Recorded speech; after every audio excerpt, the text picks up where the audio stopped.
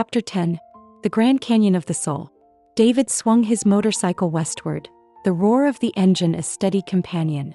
He found himself at the Grand Canyon, its vastness almost unimaginable. He had to see it from the sky, so he booked a helicopter tour. As they soared over the majestic landscape, he was speechless. The canyon was a gaping ancient wound in the earth, a reminder of the eons of change and erosion. He found a strange kind of peace in it, a powerful metaphor for his own life. He thought of his own aspirations and how they had been worn away by the years, leaving him feeling like a hollowed-out version of his younger self.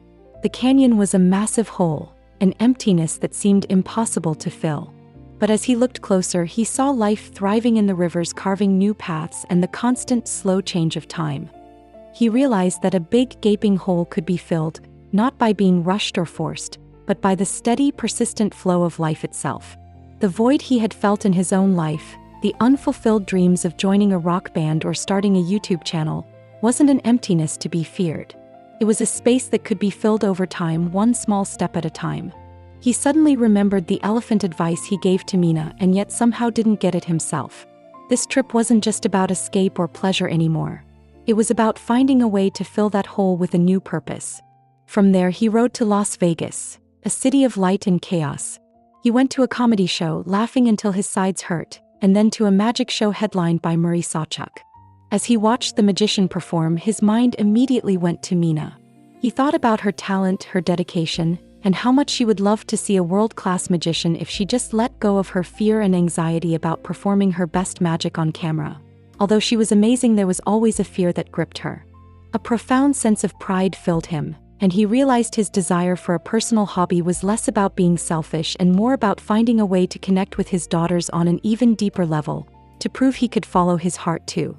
Maybe that would give Mina the courage to finally take the next big step and take magic just a little more seriously, maybe even start to do live shows or film some of her bigger illusions she had been waiting to record.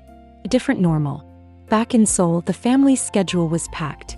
They were getting along wonderfully, a beautiful harmony of cultures and personalities.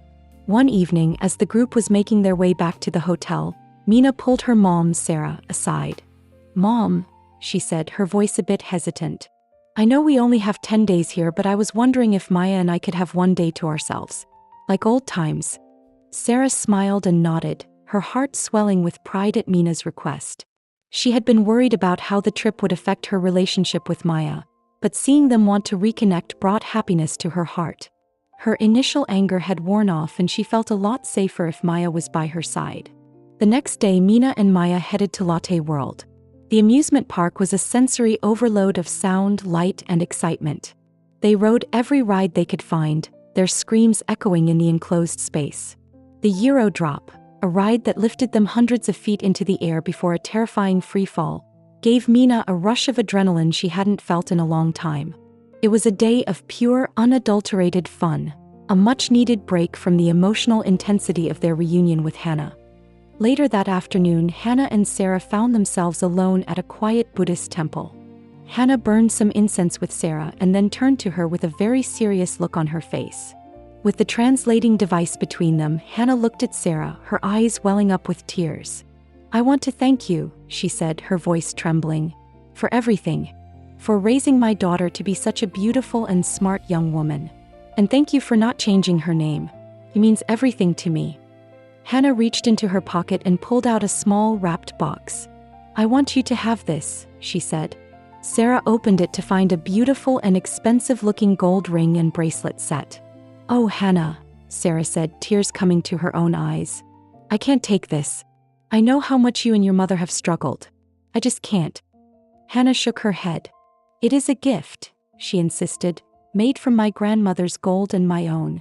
She has passed now, and I had our family gold melted to be used for this. I wanted you to have it." Hannah then explained her beliefs. "I have lived my life at peace, trying to clear my bad karma so I can enter the next life clean and set free.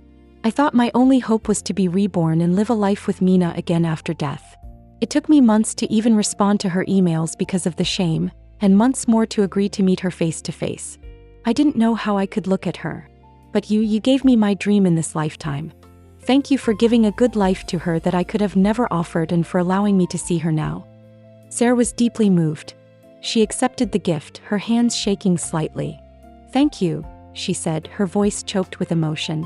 "I can never thank you enough for giving birth to Mina and for trusting me to raise her. I never imagined I could love someone the way I have loved her."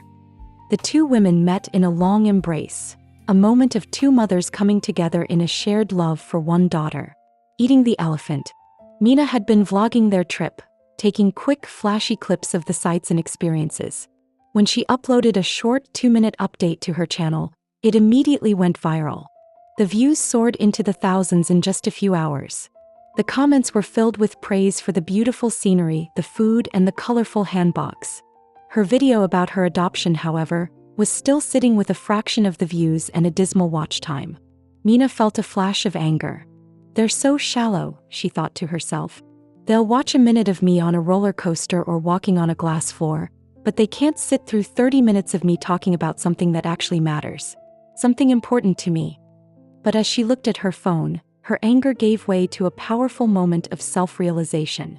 She had been a little naive, a bit narcissistic to think that she could dump her entire story on her audience all at once. She couldn't expect people to figure out her story in a single video when she herself was still working through some of those problems.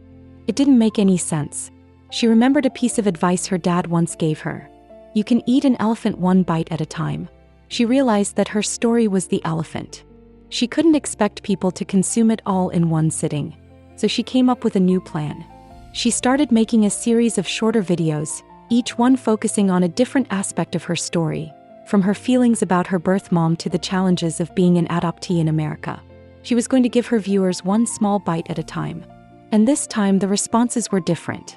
The comments were thoughtful and the watch time was high. She realized that she had been looking at it all wrong. It wasn't that people were shallow. She just needed to learn how to tell her story in a way that people could digest. It was a hard lesson, but one she was glad to have learned.